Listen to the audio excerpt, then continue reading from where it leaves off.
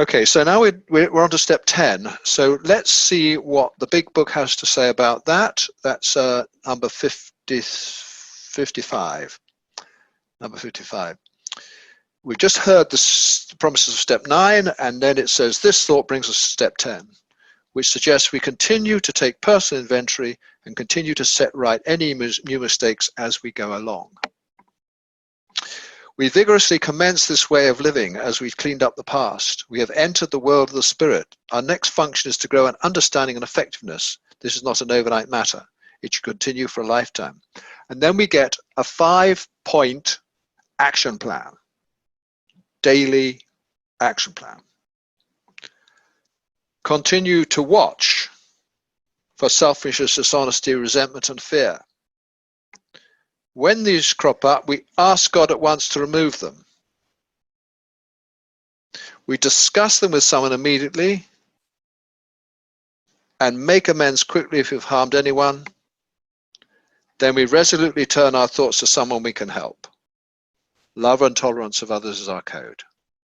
It's a 5-point program. And then we hear wonderful promises of the 10th step. And we have ceased fighting anything or anyone, even alcohol, our addiction. For by this time, sanity will have returned. We will seldom be interested in liquor. If tempted, we recoil from it as from a hot flame. We react sanely and normally, and we find that this has happened automatically.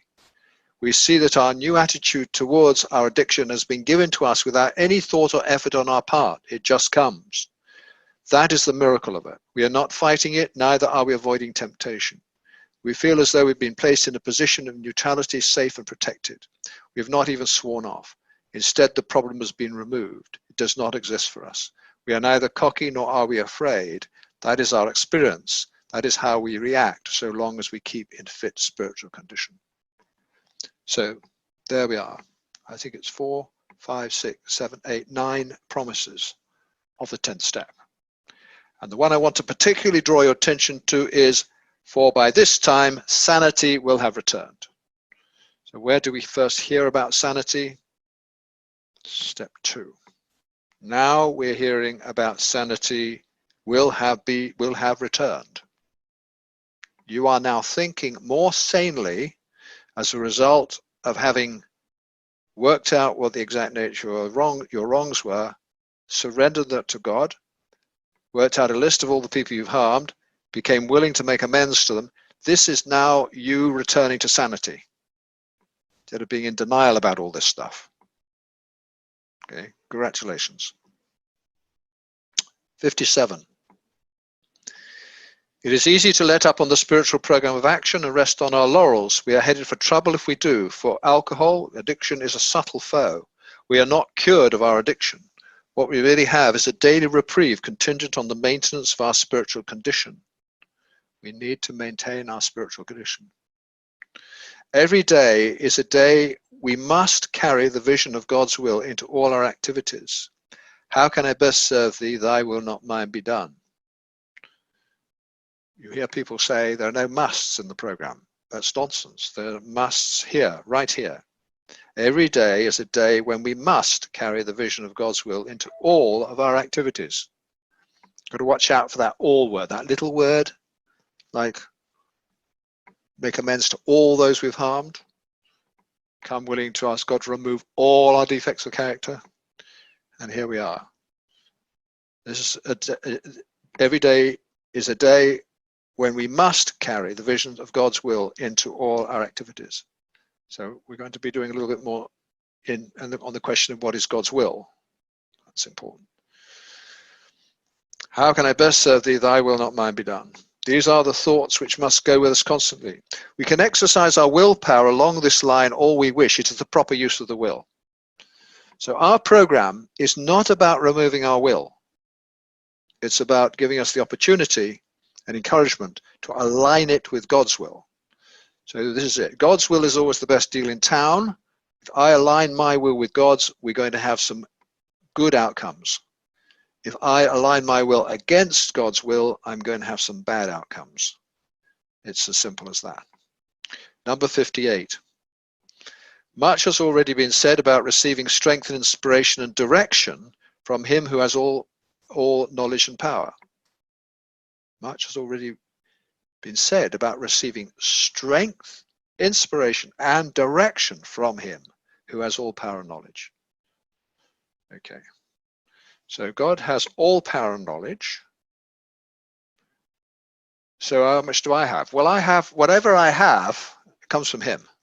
Any power, any knowledge that I have comes from him. He has all power and knowledge. And I can receive strength, inspiration, and direction from him.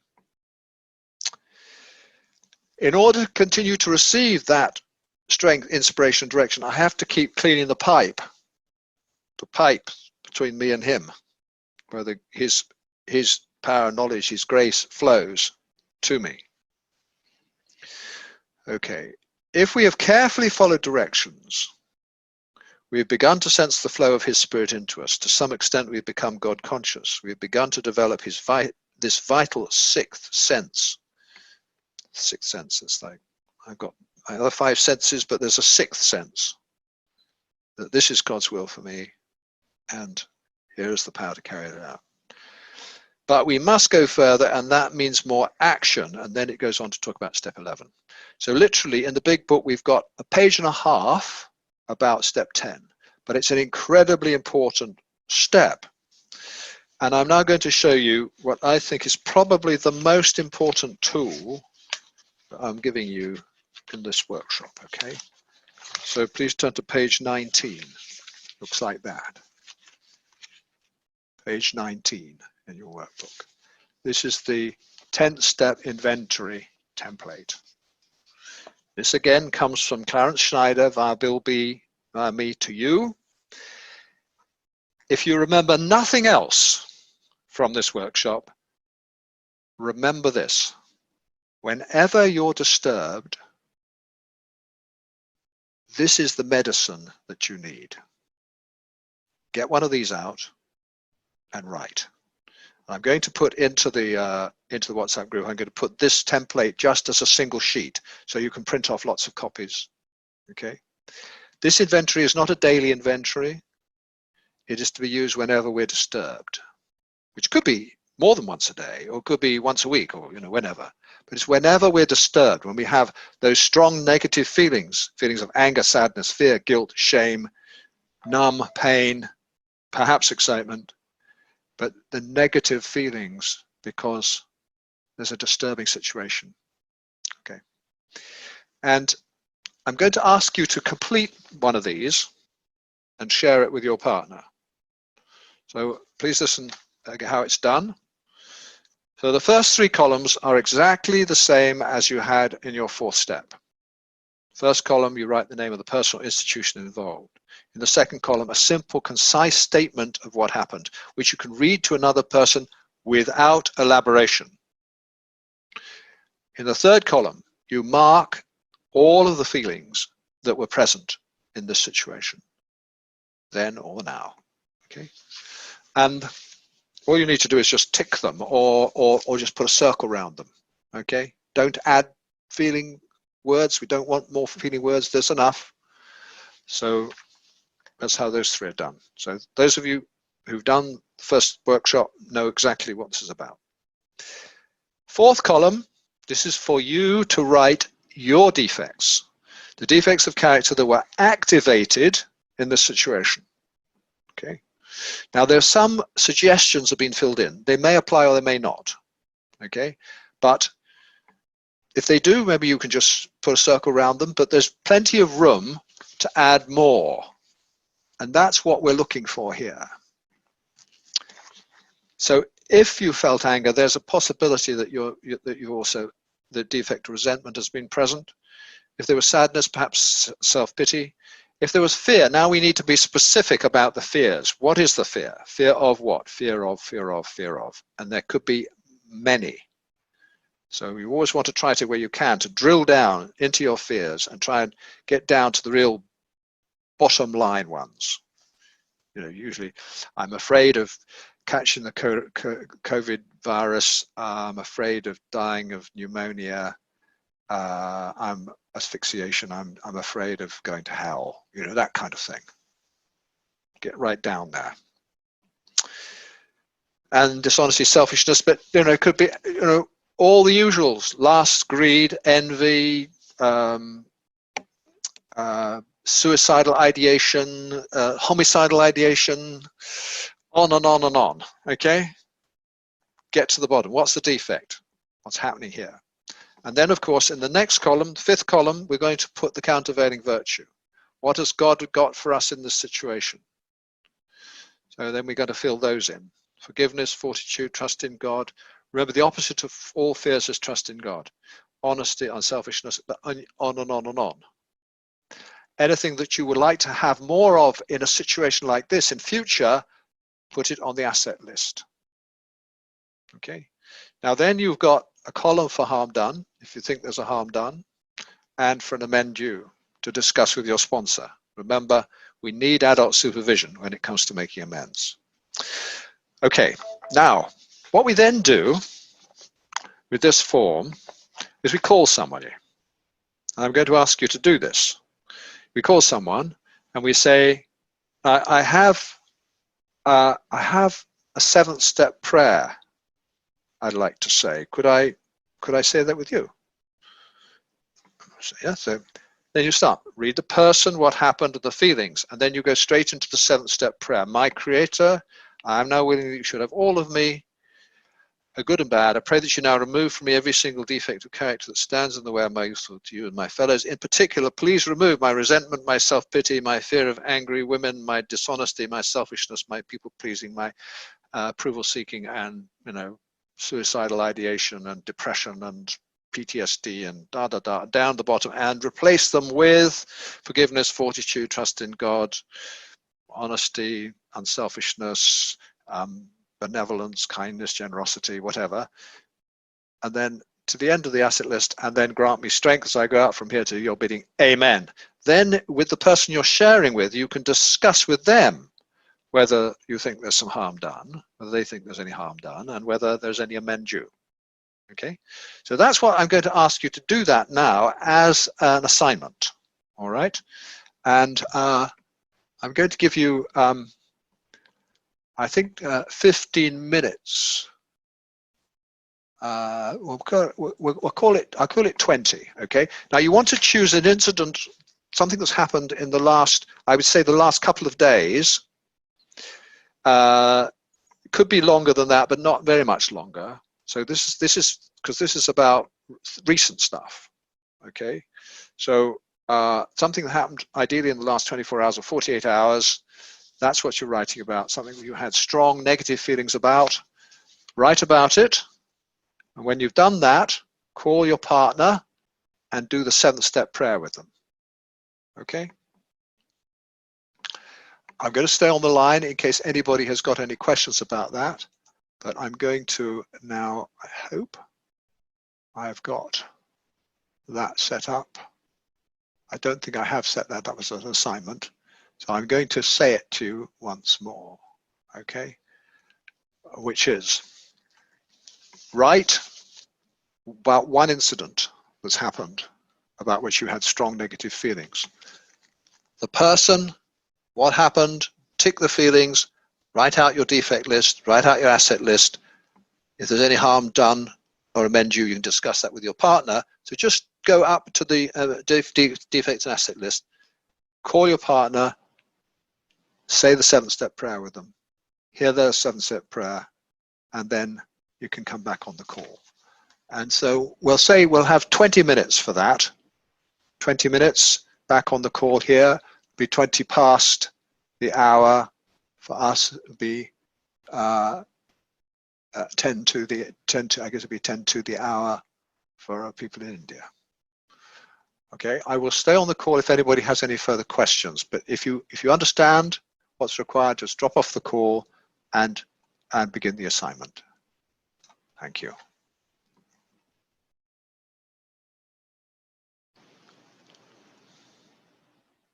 Hi, Atlas, this is Bhushan here. I have a question. Can I? Is it about this assignment? No, I'm sorry. I was a little late in asking. This is about 9 steps. Okay, so we're not going to deal with that now, Rushan. I Okay. want you to carry Yeah. on with this assignment, okay? I'll Yeah. take general questions later, at the end of the Okay. workshop. Yeah. Okay. Thank you.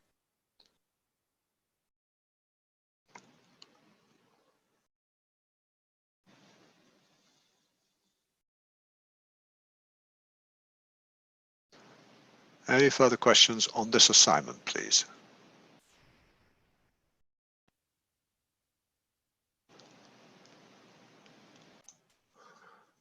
Welcome back, everyone. Now, I hope that that was a useful and valuable experience for you. This is the medicine we need to take whenever we're disturbed. So if you turn back to page 3, against step 10, you can now write begun on today's date, 12th of April 2020. And the reason for my Freudian slip there is because I have just been reminded by a friend in the fellowship that I am 25 years sober in Sexaholics Anonymous today. And just for the avoidance of doubt, I'm also sober for 29 years in AA, but I have a different birthday for that. So it's a big day for me today, Easter Sunday and 25 years sober in SA. So I want to thank you all for helping me to stay sober one more day today. Congratulations, Nicholas. Thank you. So now, one of the things about this particular tool is extremely useful when you're sponsoring people, and I hope that you will all be sponsoring people within a week or two. You'll be taking people through the 12 steps. That's sponsoring old AA style. Remember, Dr. Bob took 5,000 people through the 12 steps in 4,000 days.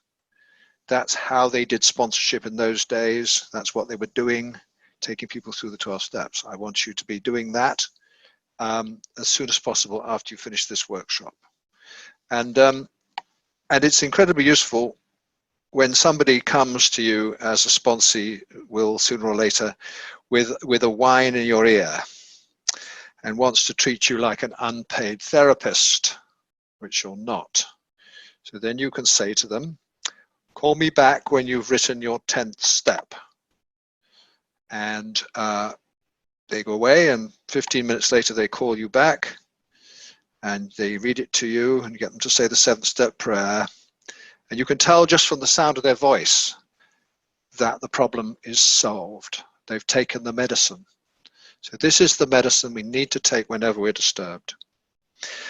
So the follow-up action on step 10 then is to complete the 10th step template whenever disturbed. And maybe if anybody's got it, they could post the PDF of the single page of the 10th step inventory to the WhatsApp group. If not, I shall do it. Very, very useful tool. Now we're going to go on to talk about step 11. And so that's reading 59. And it's at the bottom of page 85 for those of you who have a big book. Start step 11, suggest prayer and meditation. We shouldn't be shy on this matter of prayer. Better men than we are using it constantly. It works. If we have the proper attitude and work at it, it would be easy to be vague about this matter, yet we believe we can make some definite and valuable suggestions. Okay, so let's just look at just how valuable this is. I'm just going to put up that program, early AA program, as it was described in the book, Dr. Bob and the Good Old Timers. So this is straight out of page 131, Dr. Bob and the Good Old Timers. So we've seen the first 3, but number 4, this is what I want to draw your attention to now. Number 4, he must have devotions every morning, a quiet time of prayer and some reading from the Bible and other religious literature. Unless this is faithfully followed, there is grave danger of backsliding. So, this was one of the 5 musts in the early AA program. Before it became 12, it was 5 musts and 2 important but not vitals. This one is a must. Now, at that point, it was one of 5. It's now become a one of 12. So it's been, in a sense, in our awareness, it's been diluted. But the reality is that this is really important, a really important step, that we must pray and meditate. Praying is speaking to God, meditating is listening to God. So the step reads, sought through prayer and meditation to improve our conscious contact with God as we understood him, praying only for knowledge of his will for us and the power to carry that out. Okay. So back to reading 60. When we retire at night, we constructively review our day. Were we resentful, selfish, dishonest, or afraid? Do we owe an apology? Have we kept something to ourselves which should be discussed with another person at once? Were we kind and loving towards all? What could we have done better? Were we thinking of ourselves most of the time, or were we thinking of what we could do for others, of what we could pack into the stream of life? Could I have number 60, please? Oh dear. I have just sent that into the wrong WhatsApp group. Bear with me. Okay, I apologize. I just sent that message to the wrong WhatsApp group. Anyway, that was one I meant to post before. But anyway, we're now on the reading. But we must be careful not to drift into worry, remorse, or morbid reflection, for that would diminish our usefulness to others. After making our review, we ask God's forgiveness and inquire what corrective measures should be taken. Just going to delete that from where I put it before. So these are the instructions for what we do at night. So let's do that now. Turn to page 21, and there you will see the 11th step inventory. Now, it's quite important to make a distinction here. We have an 11th step daily inventory, and we have a 10th step inventory to be used whenever we're disturbed, which could be multiple times a day or once a month, or depending on how often we're disturbed. But the daily inventory is to be done every night. Okay, so you can see it's a simple list of defects and assets. And what we have to do is assess where we were during the day. Were we all into resentment, or all into forgiveness, or somewhere in between? And then we've got these 5 little dots that we can tick. We can put a tick wherever we think we were on the spectrum between those two. Okay. So what I'd like you to do now, please, is just literally complete this inventory for the last 24 hours, or for yesterday, if you wish. You know, probably haven't been up long enough today, have much going on, but just complete this, say, you know, as you saw it for yesterday. Just do that quickly, and while you're doing that, I'm just going to post these extra documents.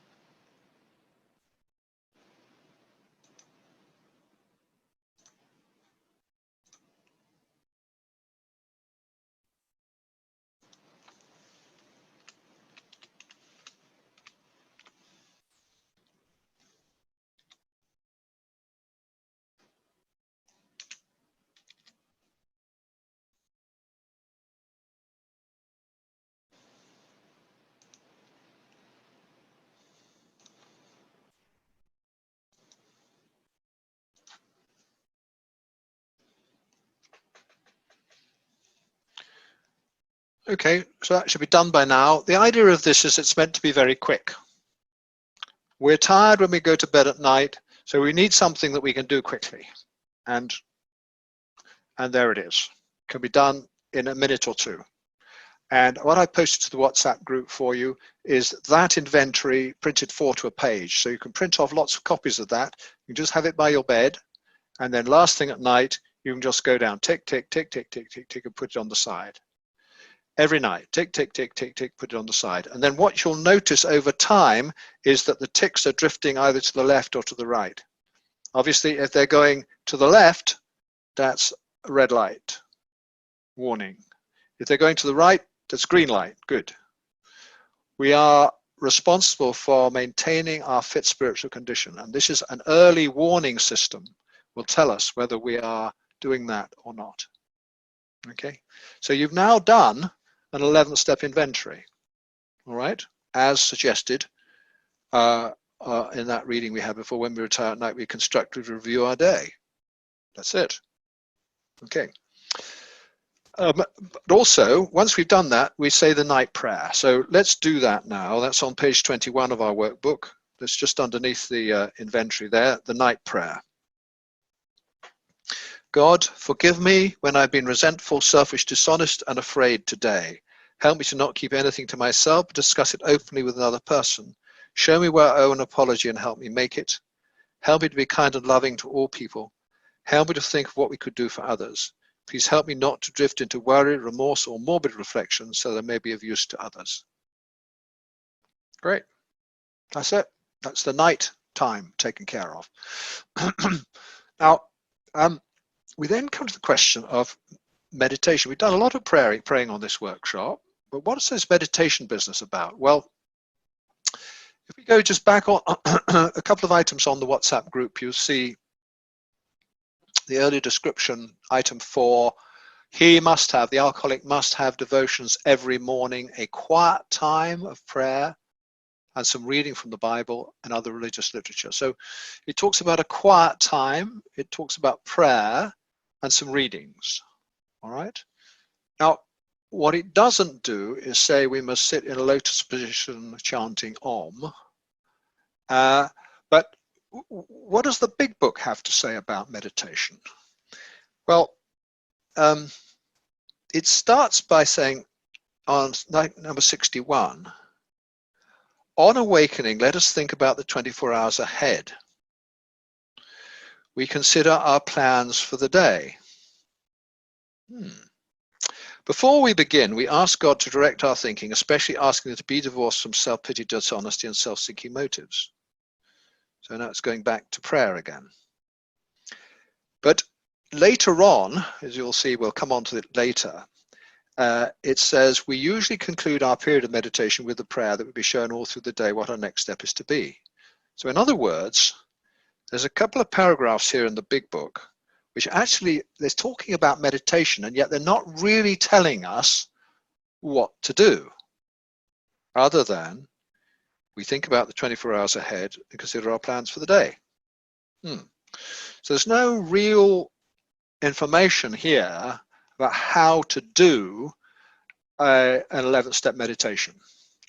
So what we're going to do now is we're going to do an old AA 11th step meditation in the way that it was done in the very early days. And you may find this rather interesting, that you've not experienced this before. I was probably 18, 20 years in the program before I found out about it. But this is what they did. So you're going to need, for this assignment, you're going to need a plain sheet of paper and something to write with. So one sheet of paper, A4 was quite big enough, and something to write with. And then on the top of your piece of paper, I'd like you to write, "Dear God, what is your will for me today?"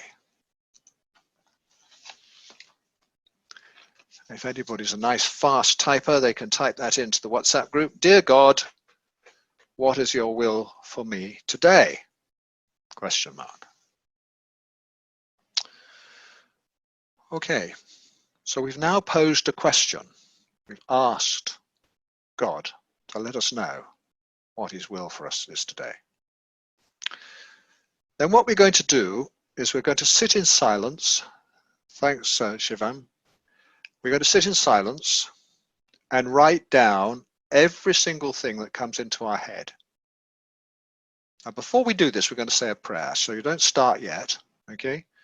But we're going to say a prayer, and then we're going to sit in silence and write down every single thing that comes into our head. Now, it's really important that we write down everything. Do not censor yourself. Do not say, well, that's a dirty thought, I can't write that down. Write it all down, the good, the bad, and the ugly. Because what's important may be sitting behind some nonsense. So you mustn't impede it by censoring yourself. Just get it out onto the paper. Just get it written down. Just write it, write and write and write. And keep that pen moving, because if you're an addict like me, you have a busy mind. So there's lots of stuff going on in there, and just get it out of your head and onto the paper. Okay? I'm going to give you about 3 minutes, and then I'll tell you to stop. Okay? But in the meantime, I want you to just keep writing every single thought that comes into your head, the good, the bad, and the ugly. So that's the assignment. And now we're going to start by saying the prayer that's suggested. So it says, on awakening, let us think about the 24 hours ahead. We consider our plans for the day. Well, we're actually going to consider God's plans for our day. Before we begin, we ask God to direct our thinking, especially that it be divorced from self-pity, dishonesty, and self-seeking motives. So let's do that now using the morning prayer on page 21. Morning prayer, page 21. So we've asked the question, dear God, what is your will for me today? We have our paper handy and our pen ready to write. And now we're going to say the morning prayer, then we'll go into silence for you to write. Keep that pen moving. Do not censor yourself. Write everything that comes into your head. Morning prayer. God, direct my thinking today so that it be divorced from self-pity, dishonesty, self-will, self-seeking, and fear. Inspire my thinking, decisions, and intuitions. Help me to relax and take it easy. Free me from doubt and indecision. Guide me through this day and show me my next right step. God, give me what I need to take care of any problem. I ask especially for freedom from self-will. I ask all these things that I may be of maximum service to you and everyone in my sphere. Please start writing.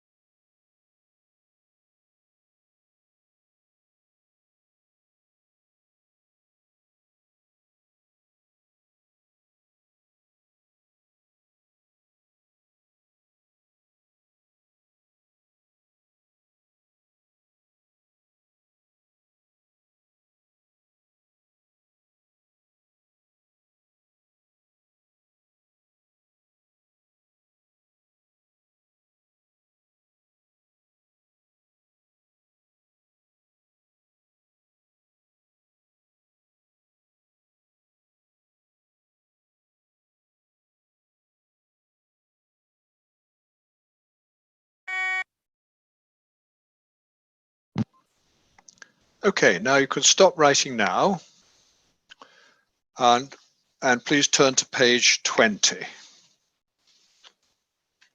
So on page 20, at the bottom of the page, we have the test for God's will. So God's will is always four things. It is always unselfish and honest and pure and loving. And it needs to be all four of those to qualify. God's will is never self-seeking or dishonest or impure or fear-driven. And it only needs to be one of those in order to fail the test. So what you've got in front of you now is some writing. Some of it will be self-seeking or dishonest or impure or fear-driven. Usually anything with the word I in it or me or my in it. Okay? And you can cross that out. Unless it's capital M for my, meaning God. But it doesn't usually come like that. Okay? If it's me or my, it's basically me speaking. And what I want you to look for is something in there that fits the description of unselfish, honest, pure, and loving, and is an answer to the question you posed. Dear God, what is your will for me today? So if you find something which answers the question and is unselfish and honest and pure and loving, I'd like you to type it into the WhatsApp group and we'll take a look at it. Okay? This technique is called seeking guidance or listening to God. And one of the most important things about it is that, first of all, we do the basic sifting, but then we check it out with someone else, because it's easy to delude ourselves. It's easy to imagine that something's coming from God when really it's coming from ourselves. Okay, so if you find something that fits that description of unselfish and honest and pure and loving and answers the question, dear God, what is your will for me today? Then write it into the WhatsApp group.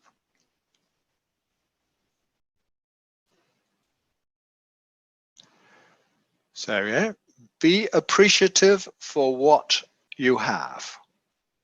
Okay, that sounds good to me. That could be God speaking. Stay with the fellowship. Well, that would definitely be a good piece of guidance, particularly if you've been thinking about maybe jumping ship. Say all the prayers. Okay, sounds good. Help at home. Sounds good. Now, God direct my thinking is a self-statement. That's Gudrun saying something to herself. If it said, let me direct your thinking, then I might have said okay with that, but I don't think that's really answering the question. God, what is your will for me today? Amid absolute powerlessness, I think that's good. He wants me to be sober and happy. You see, again, if this is the words that is written down, he wants me to be sober and happy, that's coming from Mike. It's not coming from God. Be sober and happy, I could take. Love and serve my brother and his wife. Again, it's got a my in it. I don't, statements with the my or I in it, they're generally coming from self. How can you brighten the day for them? Well, that could be. It might be even better if it said brighten your brother's day and his wife's day, something like that. Everyone in my sphere. Sure about that. Be kind to everyone. That would be good. Be friendly, cheerful, and helpful to all at home. I like it. Be kind and loving to Ma and communicate with her. Good. Okay, put my mind to work. Now we're back in self. Okay, this is Kunal speaking. Put my mind to work. Be faithful to your commitments. Yes, I think that definitely, that sounds okay. Be faithful to your commitments sounds good. See, it's an instruction. It's not a me statement, it's an instruction. Powerless over everything. Mm-hmm. Care for the baby. That sounds good. Do good for my wife. Here you go. You see, now we're back into my again. That sounds like an Alex statement rather than a God statement. Prepare, clean the home. Prepare the home. Prepare the home could be, yes. But the fact that we've got be good to my wife sounds like Alex speaking. Help other addicts. Good. Complete my planned daily routine. Now, again, it's got a my in there. See why this is a problem for me? It's like you've asked the question, Dear God, what is your will for me today? If the answer comes back, complete my planned daily routine, is that a capital M? Is that God's my, or is that Abhishek's my? You see, to me it sounds like this is Abhishek speaking. It's coming from self. Okay, to be on this workshop, be present and take part in life, reach out to friends, that sounds good, and family. Meetings, exercise, meditate, yes, could be. Do interesting things and build cool stuff. Could be, could be, could be. Break time for lunch. I wonder if that's meant to be make time for lunch, break time for lunch. You're probably hungry now. Okay. My pen ran out after 3 lines. I never got an answer. Maybe that is an answer. I want to work on the program in such a way. See, immediately it's an I statement. It's a self statement, isn't it? I want to work. I want to. Okay. To be helpful for a needy person. So it could be help a needy person. Help a person in need would be a good example of a clear answer to the question, God is what's your will for me today?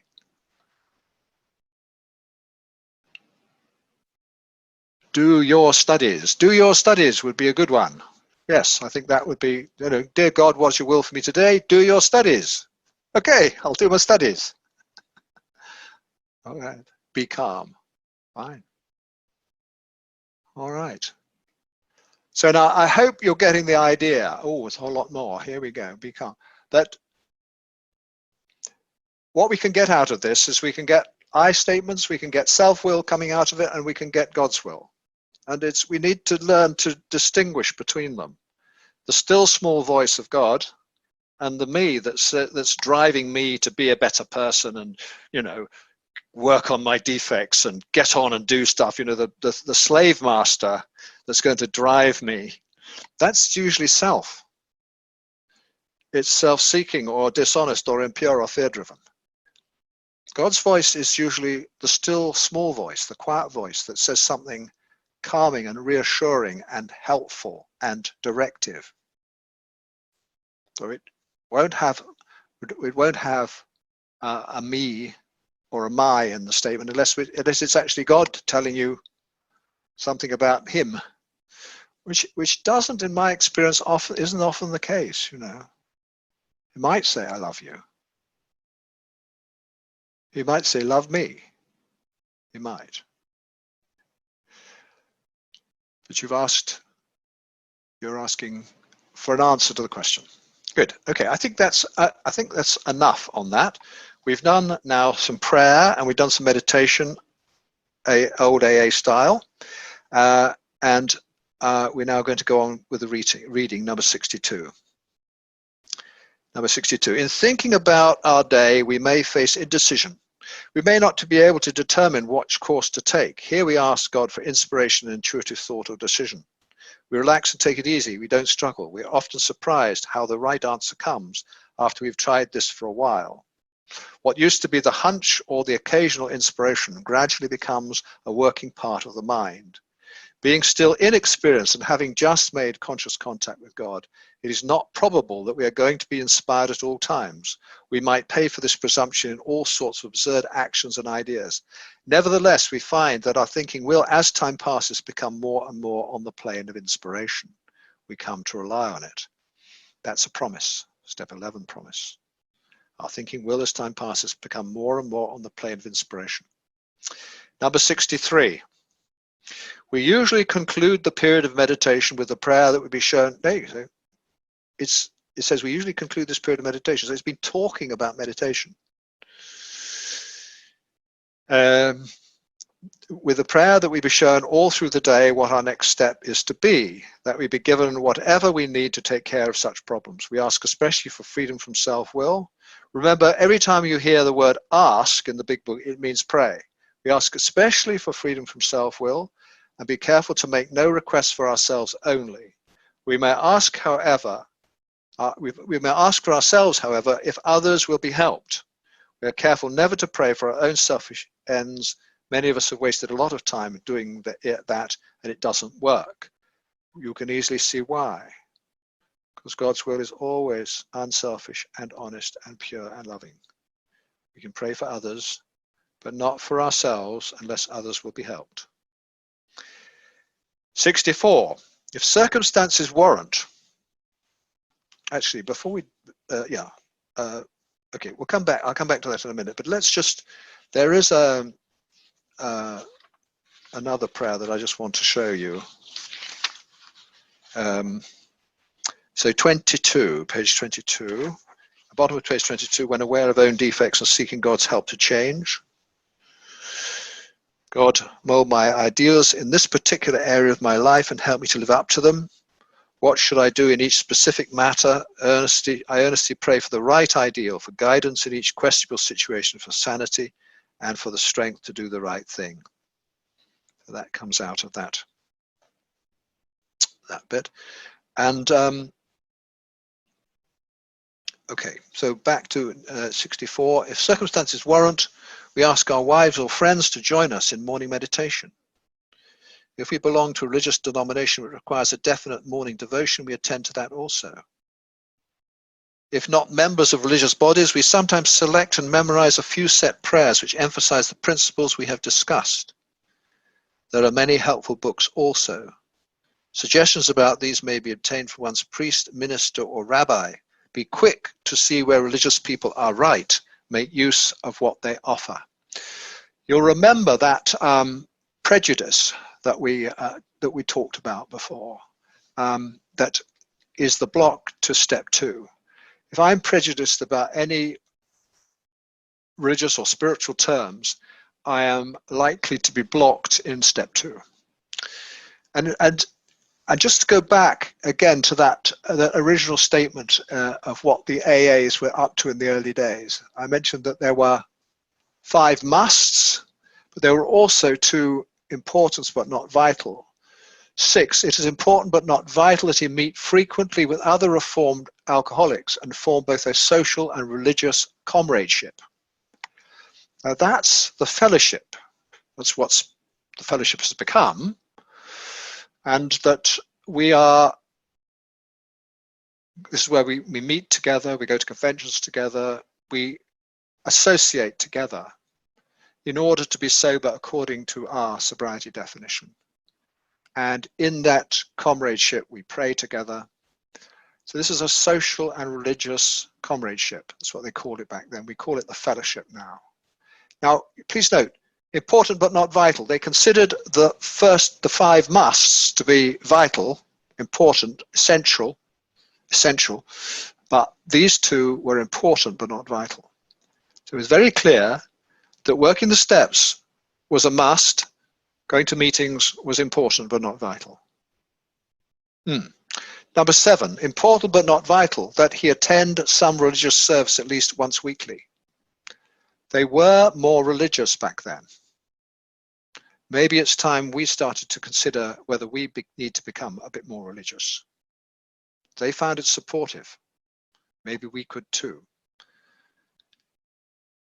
Suggestions about these may be obtained from one's priest, minister, or rabbi. Be quick to see where religious people are right. Make use of what they offer. Okay, then number 65.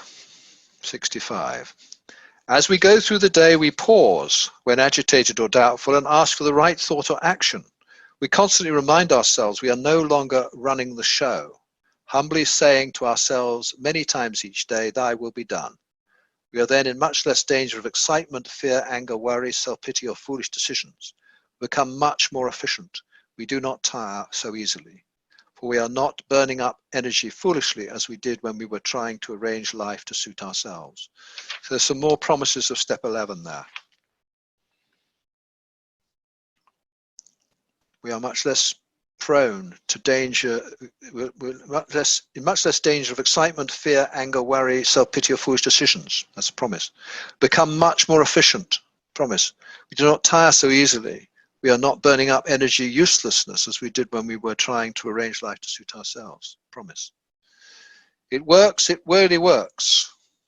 We alcoholics are undisciplined, so we let God discipline us in the simple way we have just outlined. But that is not all. There is action and more action. Faith without works is dead. The next chapter is entirely devoted to step 12. So we have now completed step 11, as far as we're going to do it today. So